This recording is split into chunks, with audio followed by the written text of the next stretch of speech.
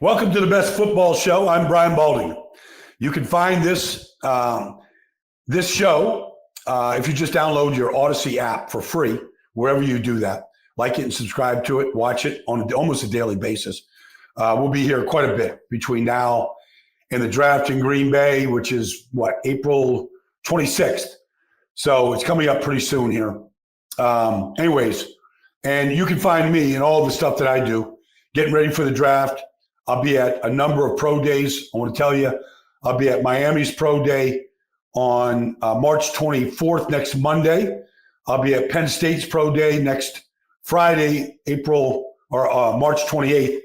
And I'll be at Colorado's spring day, which is April 4th.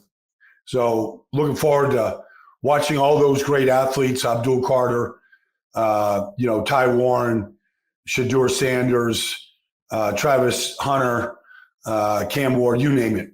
I'll be there watching it. So listen, we got good news here. If you're a Cincinnati Bengals fans, you got to be thrilled. Somehow, Mike Brown, the owner, Bengals don't really have a general manager. Somehow they got their star receivers signed and delivered, Jamar Chase and T. Higgins. And I got to tell you, I was at the Bengals training camp twice last year, and all I saw Jamar and T do is play catch on the sidelines. They didn't dress, they didn't practice. They were a hold in, as we like to say right now. They were holding in, didn't hold out.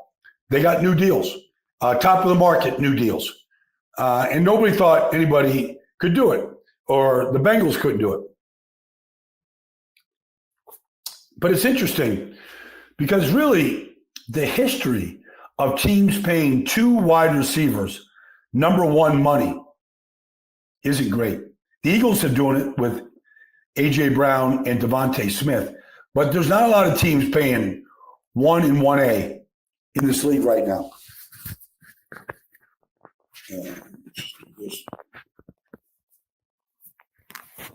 Not a lot of teams paying their number ones starting salary money. It just has not been. I mean, even if you looked at the Rams with Cooper Kupp and Puka Nacua, and Nacua was a fifth-round pick. Now, here's Cooper Kupp is gone. We'll get to that in a second. But the challenge now is, can they maintain both wide receivers and the tight end Mike Gesicki? So think about it. They got T. Higgins, Jamar Chase, Mike Gesicki, all locked up. All right.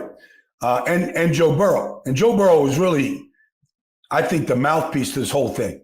Like, he wanted to keep his guys together. Now the challenge is, can they keep Trey Hendrickson, who's got 71 sacks in the last 5 years? Only T.J. Watt with 72 has more. He had 17 and a half sacks last year. The rest of the defensive line had 18 sacks.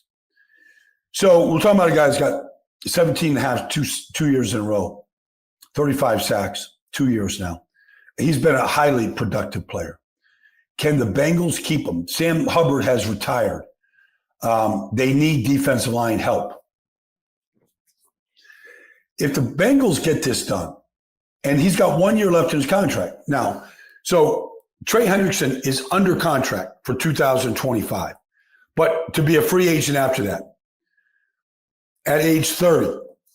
If the Bengals get Gesicki, Chase, T. Higgins, and Hendrickson all locked up after they locked up Joe Burrow, that would be amazing. Now, salary cap is $279 million. The cap helps. It's going up $30 million. It helps. It will probably go up next year. That helps the Bengals.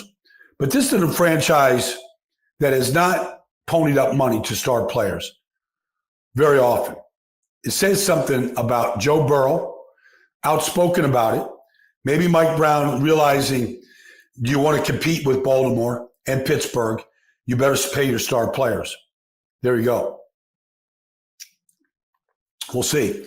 I have a feeling they're going to get Hendrickson done. And nobody thought they could get everybody done. Nobody. So let's credit the Bengals organization if they do. Next up, Cooper Kupp, now going to Seattle to join Sam Darnold, Jackson Smith, and Jigba. K9, Zach Charbonnet, a new regime. I think Cooper Kupp If you look at the last time Cooper Kupp played in Seattle last year, I think he had 14 catches in the game, like over 100 yards. Like he had a great day in Seattle. They couldn't really cover him. He's still a great player. He just has had injury history. Now, the one thing Cooper can give you, he can give you great route running.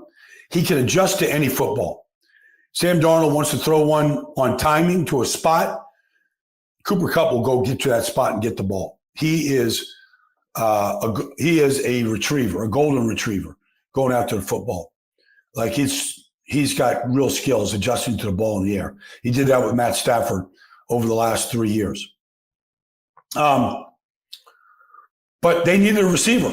So we'll see. Cooper Kupp, he's got an injury history. He's 31 or 32 years old.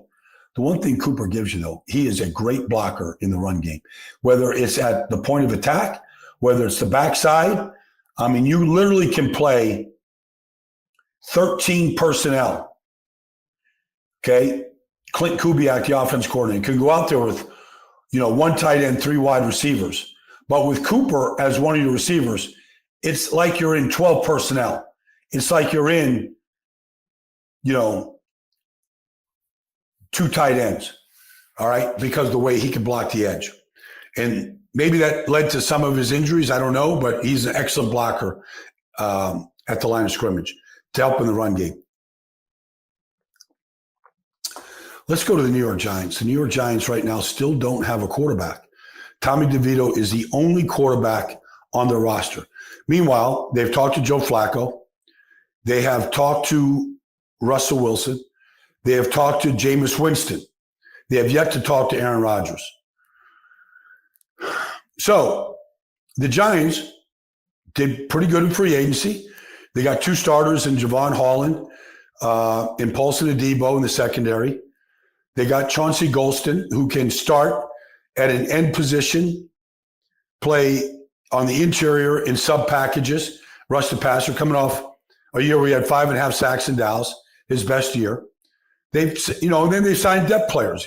Greg Van Roten started at guard and center for him last year. I believe he played every snap for the Giants. I know he's 35 years old, didn't have a lot of opportunities in free agency. He's back. They signed, an offensive tackle, James Hudson III from Cleveland, who has started games for the Cleveland Browns at both tackle spots. They got depth in the offensive line.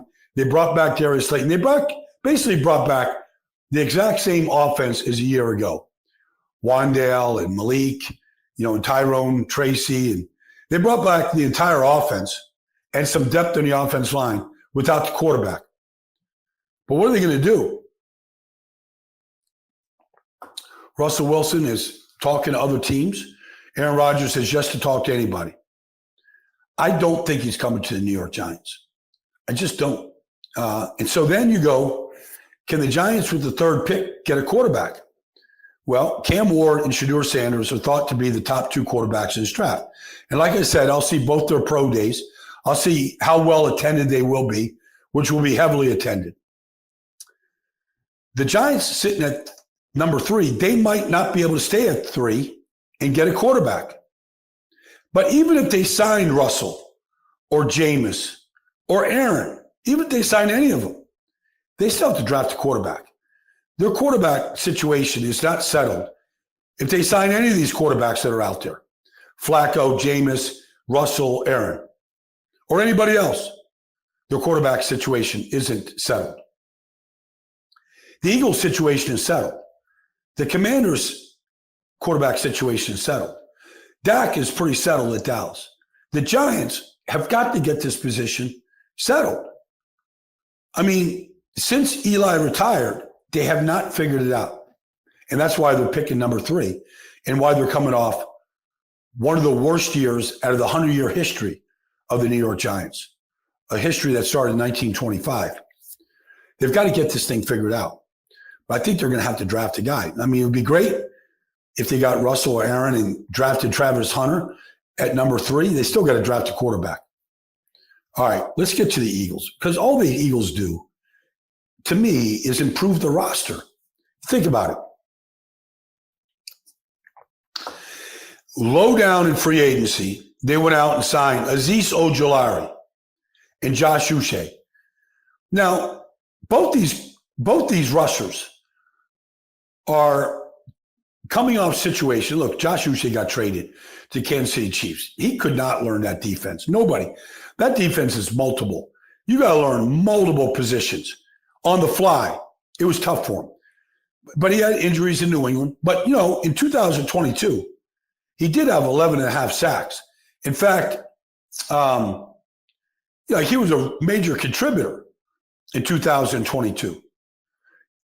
And Ojulari, his rookie year in 2021, had 8 sacks. He had 6 last year. Like, both guys can rush the quarterback. So now the Eagles lose Josh Sweat. They lose Bryce Huff. They lose Milton Williams. But they are an 8-man rotation defensive line. They want to keep guys fresh for 20 games, not 17. They're thinking about winning a Super Bowl. They got to keep guys fresh for 20 weeks. So you bring in Ojulari, who there's nobody that's seen him rush the passer in New York that says he can't rush the passer. He's got skills. Now, he's not maybe a starter or an every down player. But if you put Uche and Ojulari in there on a rotation basis, they're going to get to the quarterback. And you add that to Nolan Smith and Jalen Hunt, they're not bad off the edge. And they're going to draft an edge rusher. So that's Philadelphia Eagles. But when you have the quarterback situation settled, you've got your star players. They just extended Lane Johnson through 2027. Like, he's going to make $40 million a year the next 2 years. They just keep taking care of their own players. Lane Johnson is the best right tackle in football. And for my money, he's the best tackle in all of football. All he does is line up and play great ball. And the Eagles recognize it. Like, I don't know if any tackle in the history of pro football is going to make more money than Lane Johnson. But they recognize his consistency, how good he is week in, week out. He's given up 1 sack in the last 4 years. All right. It's just a fact. Let me get to my last finding here. Deion Sanders came out and is playing around with the idea of playing an opponent for his spring game. Now, think about that. Going back to my days when I was in college, we had a spring game. Everybody has a spring game. Now, I had 20 days of spring football when I was at Duke, and we had a spring game. I think spring football is down to 15 days now. But everybody has a spring game, and it's a big deal. ESPN televises it. But think about this.